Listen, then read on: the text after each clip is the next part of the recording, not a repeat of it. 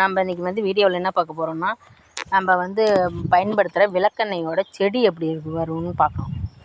இன்றைக்கி வந்து வீடியோவில் அதுதான் பார்க்க போகிறோம். இங்கே பாருங்கள், இதுதான் விளக்கெண்ணெய் தயாரிக்கிற செடி. இதுக்கு பேர் வந்து நாங்கள் கொட்டை மரம்னு சொல்லுவோம், அப்புறம் ஆமணக்குன்னு சொல்லுவாங்க.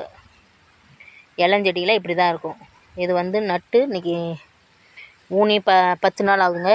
7 நாளைக்கு 7 நாள் ஆகும் முளைச்சி வர்றதுக்கு. கொட்டை மரம் மட்டும் பாருங்கள், இளஞ்செடியில் எப்படி இருக்கும், கொஞ்சம் வளர்ந்த செடி.